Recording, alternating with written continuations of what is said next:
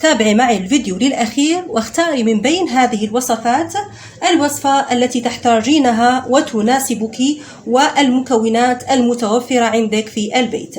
أولا نأخذ صفار البيض. يمكن عمل صفار البيض فقط لوحده. نأخذ أعواد الأذن ونأخذ صفار البيض بهذا الشكل.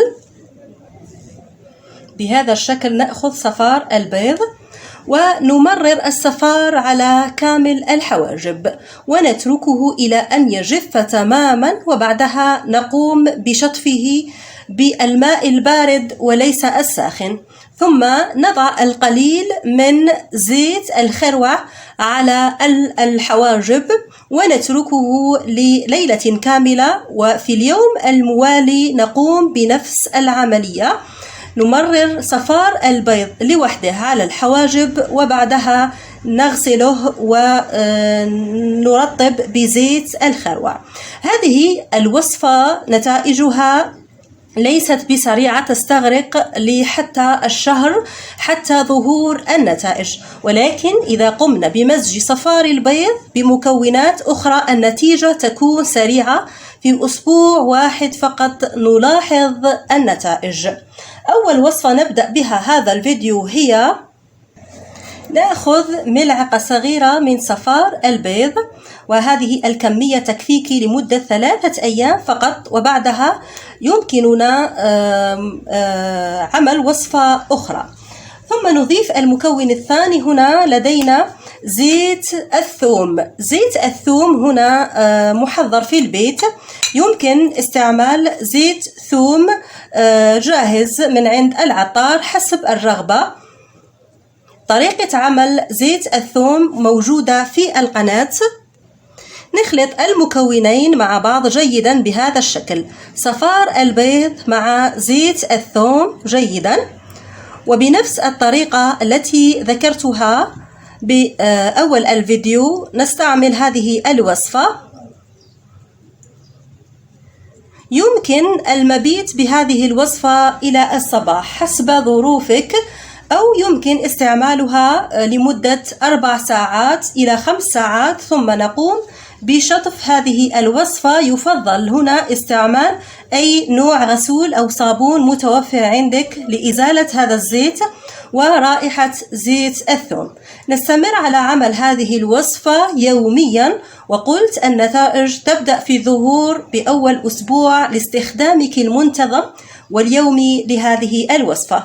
آمنة هذه الوصفات كلها للحوامل والمرضعات، كذلك كبار السن من 40 سنة فما فوق يمكن استعمالها وبكل أمان، وكذلك البنات الصغار ممن يعانون من فراغات في الحواجب من 10 سنوات فما فوق آمنة وليست لها أي أعراض جانبية. ننتقل لعمل الوصفة الثانية. نأخذ كذلك ملعقة صغيرة من صفار البيض. قلت هذا المقدار يكفيك ل3 أيام. ثم المكون الثاني هنا نحتاج لملعقة صغيرة من الفازلين. أي نوع فازلين متوفر عندك يمكن استعماله في هذه الوصفة. ملعقة صغيرة فقط، نفس كمية صفار البيض،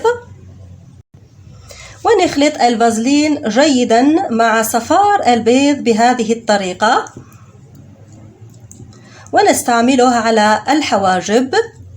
يمكن المبيت به حتى الصباح، أو يمكن استعماله فقط ل2 أو 3 ساعات حسب الرغبة وحسب خفة الحواجب عندك. ودائما الشطف وصفات زيتية بهذا الشكل، نشطف أو نغسل الحواجب بالغسول أو الصابون المناسب نتحصل عليه بهذا الشكل. صلاحيته تدوم كذلك لمدة 3 أيام، وبعدها يمكننا تجديد هذه الوصفة. ننتقل لعمل الوصفة الثالثة. نحتاج فيها لصفار البيض،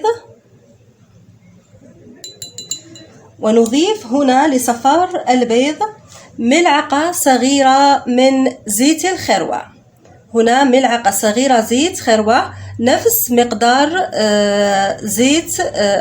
نفس مقدار صفار البيض نضيف زيت الخروع.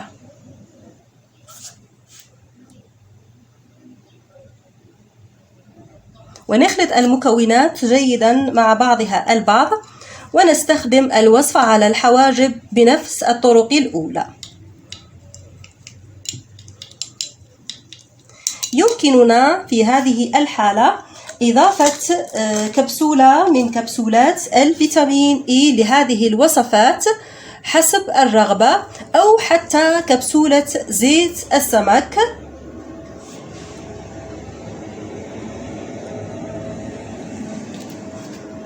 ونخلط المكونات. هنا إذا أضفنا كبسولة الفيتامين إي لهذه الوصفات الصلاحية تكون لأسبوع كامل في مكان بارد.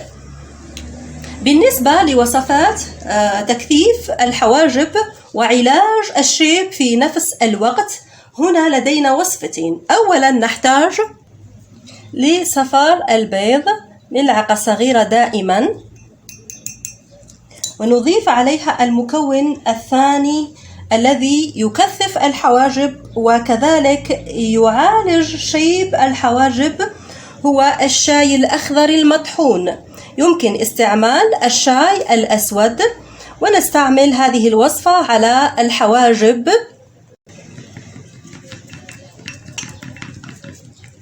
يمكن كذلك إضافة كبسولة الفيتامين إي لهذه الوصفة. يمكن المبيت بها حتى الصباح أو استعمالها في النهار لمدة 2 إلى 4 ساعات بشكل يومي. النتائج لهذه الوصفات قلت من أول أسبوع تبدأ في الظهور. طبعا هنا هذه الوصفة تعتبر وصفة رائعة جدا لتكثيف الحواجب وكذلك علاج شيب الحواجب. غير متوفر لديك الشاي الأخضر، نعمل الوصفة البديلة لهذه الوصفة. نحتاج لملعقة من صفار البيض، ونضيف عليها ملعقة صغيرة من مطحون نواة التمر. نواة التمر الوصفة كذلك طريقة تحميصها موجودة في القناة. نخلط المكونات جيدا مع بعضها البعض. يمكن كذلك هنا إضافة زيت الفيتامين إي من أجل كذلك زيادة فعالية الوصفة، وتبقى لمدة أسبوع كامل معنا في الثلاجة. ونستعمل هذه الوصفة على الحواجب بشكل يومي. قلت النتائج تبدأ في الظهور من أول أسبوع لاستعمالك المنتظم لهذه الوصفات. بالأخير لا تنسوا مشاركة هذا الفيديو مع باقي الأصدقاء كي تعم الفائدة. أترككم في رعاية الله وحفظه، والسلام عليكم ورحمة الله وبركاته.